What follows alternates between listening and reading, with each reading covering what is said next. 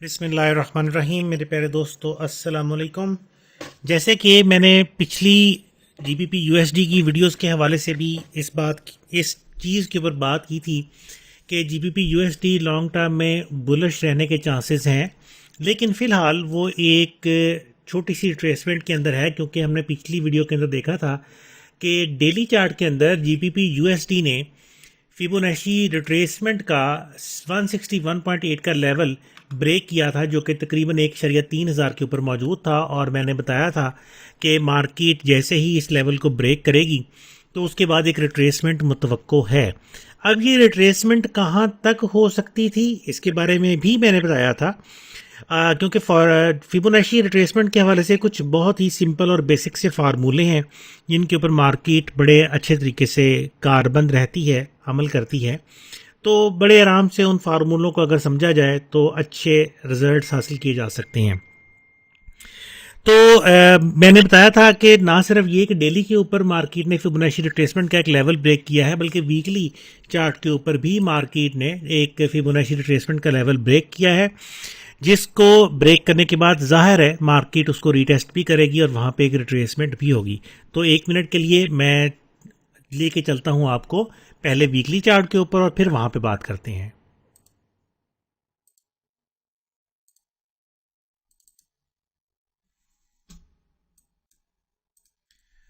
तो ये आ गया जनाब हमारे पास वीकली टाइम फ्रेम।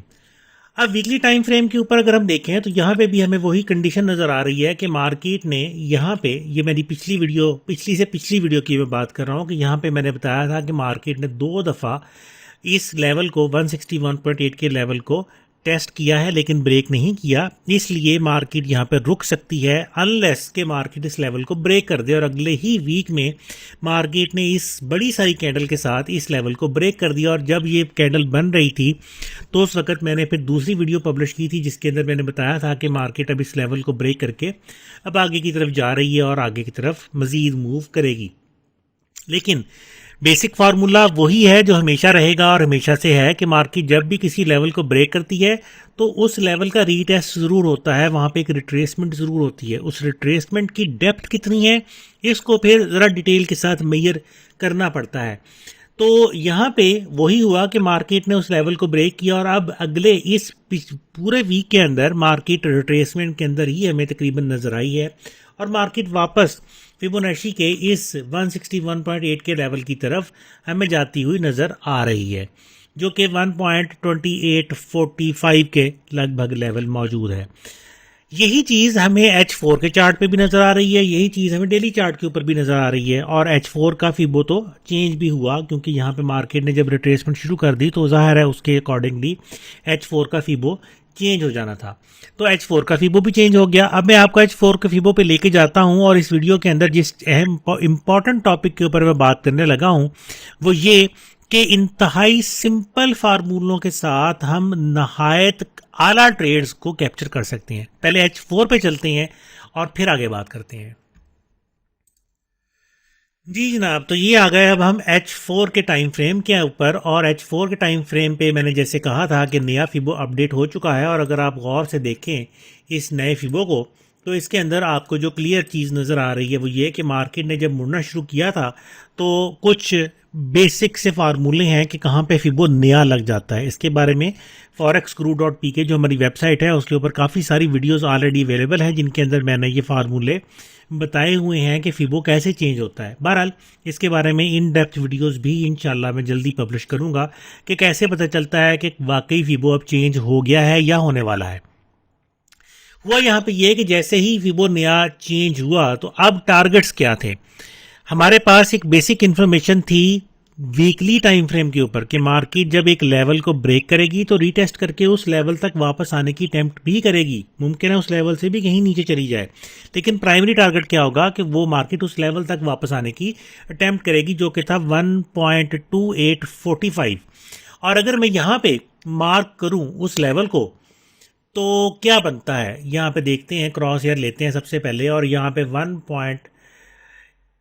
ये बनता है जनाब 28.45 का लेवल। और अगर आप H4 के फिबो को देखें तो क्या नज़र आ रहा है कि मार्केट में H4 के ऊपर रफली 61.8 का जो लेवल है वो हमारा यही पॉइंट बन रहा है, जो कि एग्जैक्टली 61.8 का लेवल जो है वो हमारा 1.2850 बन रहा है। जस्ट 5 पिप का यहाँ पे थोड़ा सा फर्क है। ये फर्क कैसे कवर होता है इसके बारे में भी इंशाल्लाह आने वाले किसी वीडियो के अंदर मैं आप लोगों को जरूर गाइड करूंगा। अब यहाँ पे ट्रेड कैसे बनी, हमने यहाँ पे एक शूटिंग स्टार की कंफर्मेशन के ऊपर ट्रेड ली और वो ट्रेड बड़ी लाजवाब चली है। ओवरऑल इस ट्रेड के अंदर कितने पिप्स हमें एक्सपेक्टेड हैं और अभी तक मार्केट कितने पिप्स दे चुकी है इसके ऊपर थोड़ी सी बात करते हैं। यहाँ पे गौर से देखें कि जैसे ही मार्केट ने यहाँ से वापस मुड़ी तो ये हमारे पास एक शूटिंग स्टार की फॉर्मेशन आई।